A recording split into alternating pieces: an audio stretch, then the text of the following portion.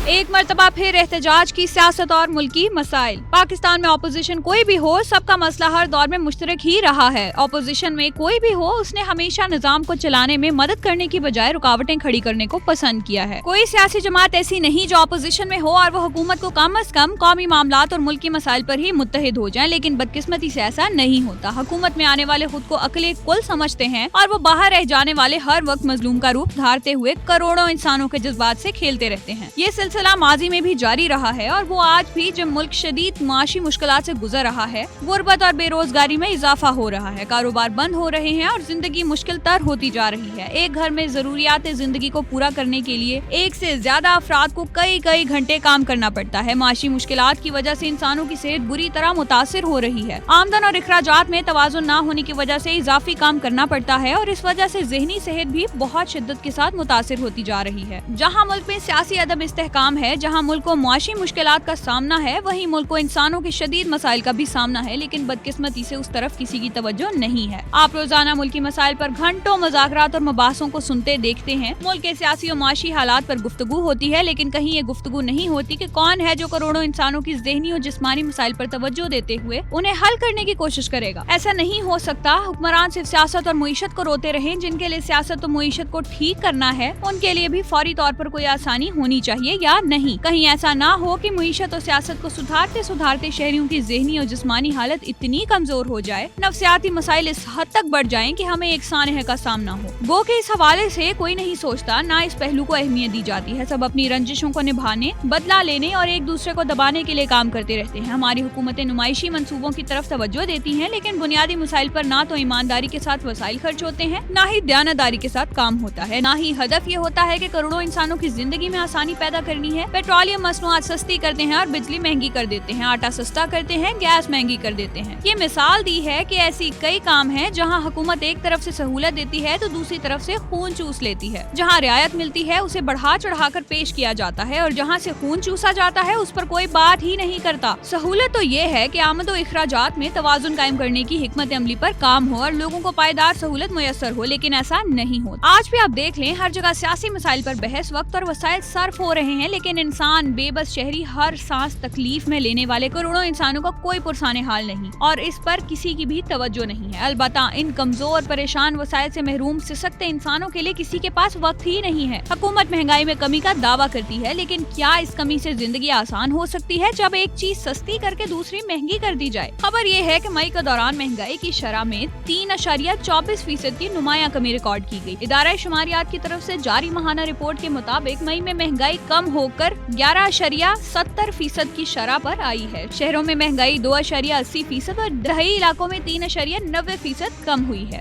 गुजरे माह शहरी इलाकों में टमाटर और प्याज 50% तक सस्ते हुए हैं। जिंदा मुर्गी 28 से 35%, गंदम 17 से 20% सस्ती हुई है और आटा 12 से 20%। फल और सब्जियां 8% तक सस्ती हुई हैं। इदारा शुमारियात की रिपोर्ट के मुताबिक मई में आलू की कीमत में 14.70% तक इजाफा रिकॉर्ड किया गया। गुज़िश्ता माह गोश्त 4% से जायद और घी 1.27% महंगा हुआ। रिपोर्ट के मुताबिक ट्रांसपोर्ट और तिब्बी सहूलतों में 3.3%, अंडों की कीमत में 2% इजाफा रिकॉर्ड किया गया। अप्रैल की निस्बत मई में डेंटल सर्विसेज 15%, डॉक्टर फीस 5% महंगी हुई। रिपोर्ट के मुताबिक एक साल के दौरान मशरूबात 24% और खुश्क मेवे 23% महंगे हुए। गुज़िश्ता साल की निस्बत दाल माश 22%, जबकि चीनी 19% महंगी हुई। एक साल में खुश्क दूध 22, मिठाई 16, दाल मसूर 15% महंगी हुई। एक साल में बेकरी 11, गैस 318, बिजली 60 और ट्रांसपोर्ट 32% महंगी हुई। याद आदो शुमार खानापुरी के लिए तो ठीक हो सकते हैं, लेकिन मसाइल के पायदार हल की तरफ बढ़ने के रास्ते में सियासी जमातें हाइल हैं। अगर मौलाना फजलुर रहमान की जमात हुकूमत का साथ दे तो नुकसान किसका है? अगर पाकिस्तान तहरीक इंसाफ सड़कों पर रहे, एहतजाज की मंसूबाबंदी करती रहे तो नुकसान किसका है? क्या एहतजाज की सियासत से मुल्की मईशत को इस्तेहकाम मिल सकता है? जमीयत उलमा इस्लाम के रहनुमा हाफिज हमदुल्ला के मुताबिक JUI हुकूमत का हिस्सा बनेगी और न ही हुकूमत को सपोर्ट करेगी। मौजूदा पार्लियामेंट अवाम की नुमाइंदा पार्लियामेंट नहीं है। मौजूदा हुकूमत का मुस्ताफी होना जरूरी है। JUI का मुतालबा है कि असर नौ इंतखाबात कराए जाएं। JUI हुकूमत का हिस्सा बनेगी और न ही हुकूमत को सपोर्ट करेगी। PTI के साथ मुश्तरका तहरीक चलाने का भी अभी तक फैसला नहीं हुआ। PTI से कई साल से इख्तलाफात हैं। वो बानी PTI के कहने पर मौलाना फजलुर रहमान के पास आए तो हमने खुश आमदीद कहा। अब इन हालात में जब मुल्क में अफरा तफरी हो तो क्या सरकारी होगी, क्या कारोबार होगा, क्या इस्तेहकाम होगा? क्या ये सारी चीजें एक दूसरे से जुड़ी हुई नहीं है? बात सिर्फ JUI की ही नहीं, पाकिस्तान तहरीक इंसाफ भी सड़कों पर निकलने को तैयारियों में है। पाकिस्तान तहरीक इंसाफ ने 8 जून को रवात के बजाय सवात में जलसे का ऐलान किया है। तो देखें, जिस तरह अदालतों में सियासी क़यादत पर मुकदमात हैं, जिस बुरे तरीके से पाकिस्तान की सियासी क़यादत बदकिस्मती से कौमी मामलात पर भी तकसीम है, इसके बाद मुल्क में किसी भी किस्म के इस्तेहकाम का ख्वाब तो ख्वाब ही रहेगा। आखिर में पीर सैयद नसीरुद्दीन नसीर का कलाम, कभी उनका नाम लेना, कभी उनकी बात करना, मेरा ज़ौक़ उनकी चाहत, मेरा शौक उन पे मरना, वो किसी की झील आंखें, वो मेरी जुनून मजाजी, कभी डूबना उभर कर, कभी डूब कर उभरना, तेरे मनचलों का जग में ये अजब चलन रहा है, न किसी की बात सुनना, न किसी से बात करना, शबे गम न पूछ कैसे तेरे मुब्तला पे गुजरी, कभी आह भर के गिरना, कभी गिर के आह भरना, वो तेरी गली के तेवर, वो नजर नजर पे पहरे, वो मेरा किसी बहाने तुझे देखते गुजरना, कहाँ मेरे दिल की हसरत, कहाँ मेरी नारसाई, कहाँ तेरे गेसुओं का तेरे दोष पर बिखरना, चले लाख चाल दुनिया हो जमाना लाख दुश्मन, जो तेरी पनाह में हो उससे क्या किसी से डरना, वो करेंगे ना खुदाई तो लगेगी पारकशी, है नसीर वरना मुश्किल तेरा पार यूं उतरना।